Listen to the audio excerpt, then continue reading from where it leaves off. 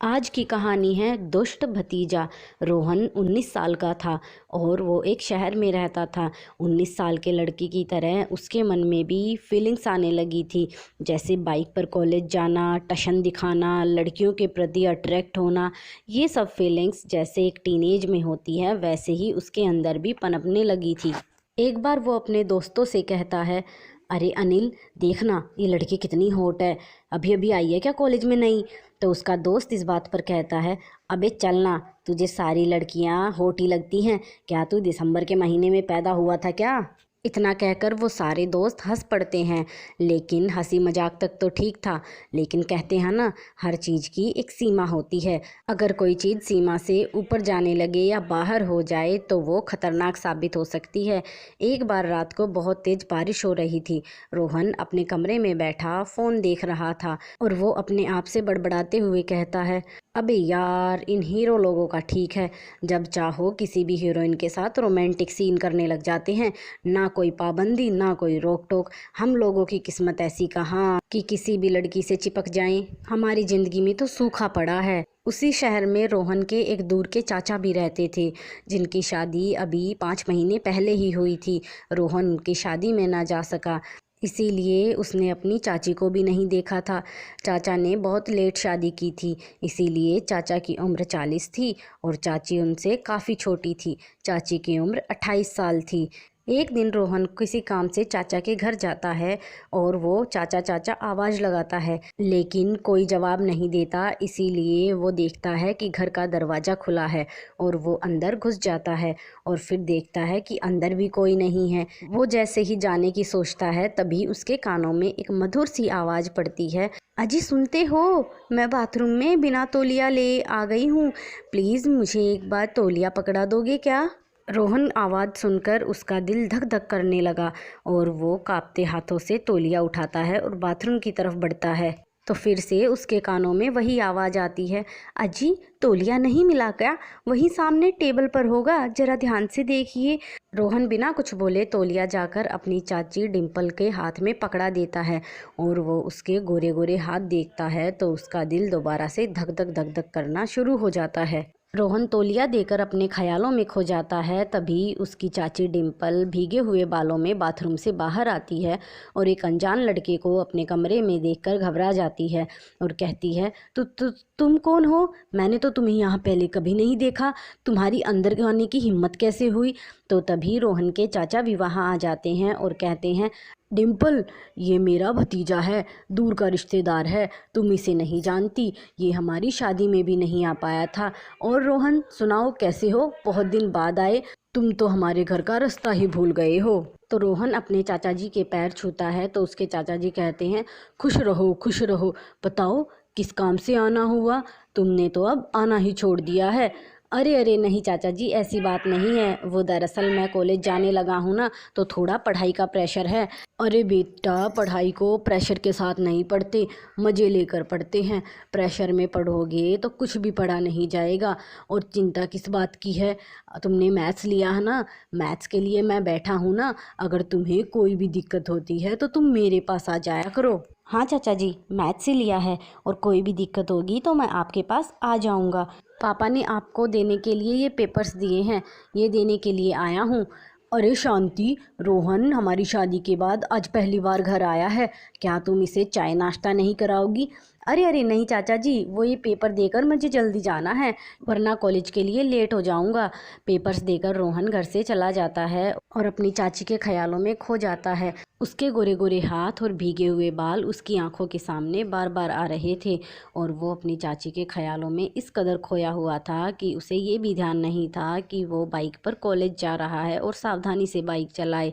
और वो सोच रहा था, चाचू की उम्र इतनी ज़्यादा है और चाची तो एकदम यंग हैं, इतनी उम्र का फ़र्क है, पता नहीं चाची ने इस बुढ़े से क्या सोच के शादी करी, समझ ही नहीं आता, हमारी जैसे जवान लड़के मर गए थे क्या। एक रात की बात है, रोहन अपने कमरे में बैठा कंप्यूटर पर कुछ सर्च कर रहा था तो अचानक उसकी नज़र एक खबर पर पड़ी और वो देखता है, चाची और भतीजे के थे प्रेम संबंध, भतीजा चाची को लेकर फरार।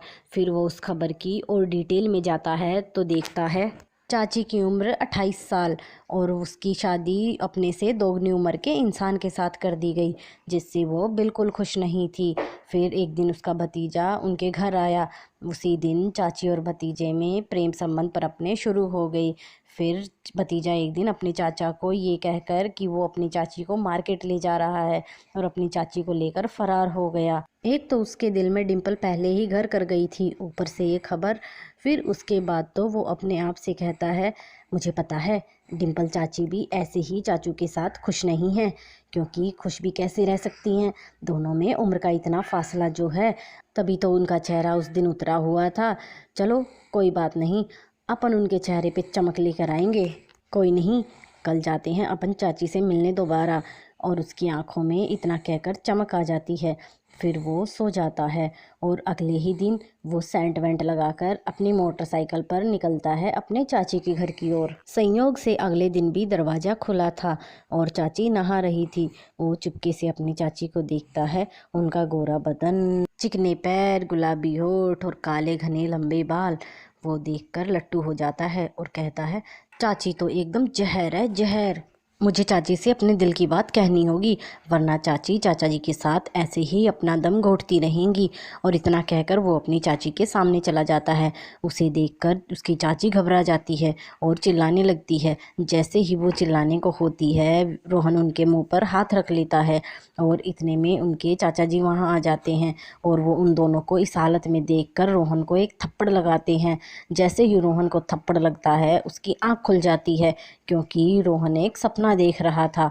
रोहन ने सपना जरूर देखा था, लेकिन उसका दिल धक धक धक धक करे जा रहा था, क्योंकि वो अपनी चाची के लिए पागल हो गया था। और कहता है, बेशक सपना था, लेकिन था बहुत ही हसीन, जब तक चाचा की एंट्री नहीं हुई थी। कोई बात नहीं, रियल लाइफ में भी हम चाचा की एंट्री कभी नहीं होने देंगे। अगले दिन वो अपने चाचा के घर जाता है और चाची से मिलता है, लेकिन चाची को कुछ कह नहीं पाता। फिर वो ऐसे ही अपनी चाचा के घर जाने लगा था, लेकिन तब जाता जब चाचा जी घर पर नहीं होते और चाची के साथ खूब हंसी मजाक भी करता और चाची के द्वारा किए गए हंसी मजाक को वो प्यार समझने लगा था।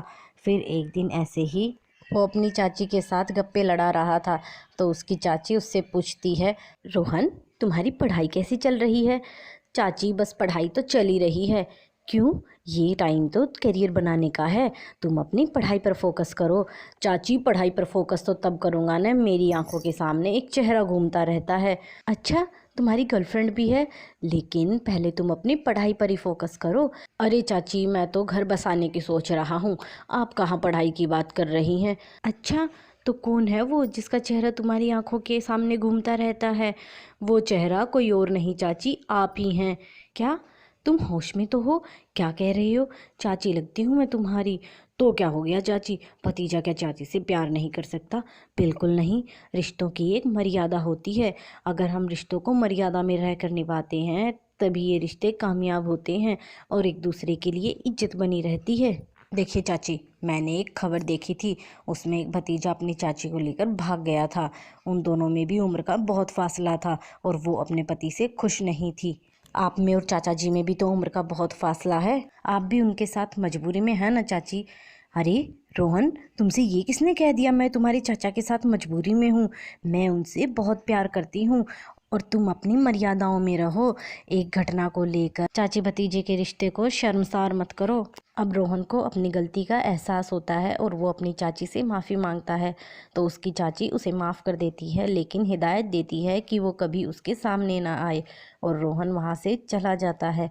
फिर वो अपने चाचा के घर कभी नहीं जाता और उसके कानों में अपनी चाची की एक बात सदा गूंजती रहती है, किसी एक घटना को आधार बनाकर रिश्ते को शर्मसार करने की कोशिश मत करो। हर रिश्ते की एक मर्यादा होती है, वो हमें उसका उल्लंघन नहीं करना चाहिए।